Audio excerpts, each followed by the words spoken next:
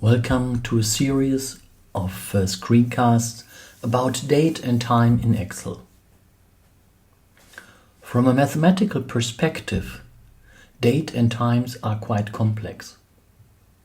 You do not have a decimal system all over, however you have a mixture of 12s and 7 and so on and so on. So you have, for example, 7 days per week, 12 months per year, 60 seconds per minute, 31, 30 or 28 or 29 days per month, and so on and so on.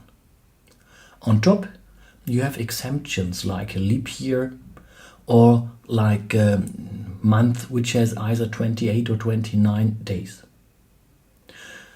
Think about, for example, the following task. What is the date 1000 days from today? It's not that easy to calculate simply because of these mixtures we just had. Let's have a look on some dates and how Excel is going to handle it. First, how can we enter dates within Excel? We can do it, for example, 12th of March 2020, and you will see it is recognized as a day, and depending on your layout, on your setting of number formats, it will be shown and displayed as you can see it in here. You can do it as well with minus signs. And you see it's 12/3/21, or you can do with slashes.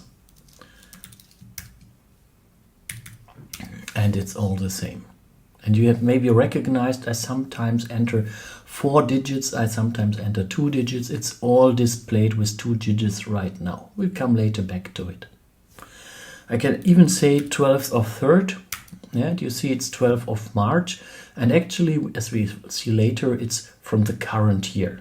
But how is Excel doing it? Excel, like most other programming languages, is doing a trick here. Each date is assigned to a certain number. So if I say, for example, in here, equal to this date, well, then I have, no surprise, the same date in here. But now I change the number format. You can see I have now the number format date. And what I do, I'll take a number instead, put away these two digits after the number. Oops. And off we go. We have the day number 45,295. And if we continue, as the dates go up, so do the numbers the dates are assigned to. So what's behind it? Actually, in Excel, the 1st of January 1900 has been defined as day number 1. 2nd of January 1900 is so, oops, that's wrong. 2nd of January 1900 is then day 2. And 45,297 is just the number of the 6th of January 2024. You can just calculate it by yourself if you have time and want to. This directly makes some things quite easy. For example, if I say I would like to have the 1000th day from today or from 14th of January 2024, I can easily say this is equal to that plus 1000. And I come to the 10th of October 26.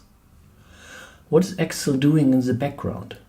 Excel actually provides two processes. The one is transforming a date into a number. According to this setting we have seen, number 1 is defined as 1st of January 1900. And vice versa, if you have a number, it transforms back this number into a date.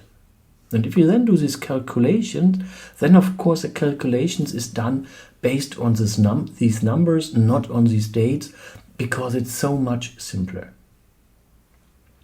Some things we have to check in here, however.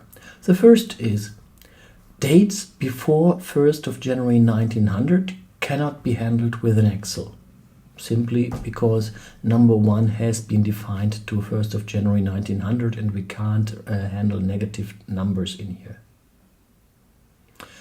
Then, if you recognize that we have two numbers for the years sometimes, the question is this actually 1920 or is it 2020?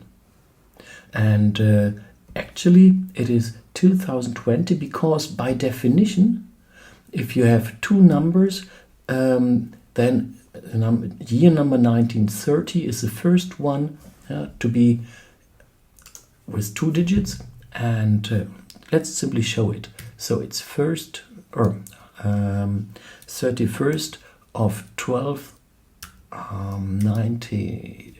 29. This is a number relatively high, so it's in the future. However, 1st of January 1930, it's 10,959. That's actually the first date which is expressed with 2 digits. So if you have digits, then the first year with 2 digits is 1930, and the last year with 2 digits is 2029. All other years have to be expressed with 4 digits. And if you take this one, 12th of March, we enter just not the year, but just this current date. I could, for example, change the format, enter long date, and then you can see it's 2024, simply because always the current year is taken. So once again, Excel uses number instead of dates for its calculation. Each date is assigned to a given number, and by definition that's quite arbitrary. The 1st of January 1900 has become the day number 1, and all subsequent days are increased by 1. Today we do have something like 45,000. If you have just 2 digits, then it's a year between 1930 and 2029. If you would like to specify another year, you have to always explicitly mention all 4 digits.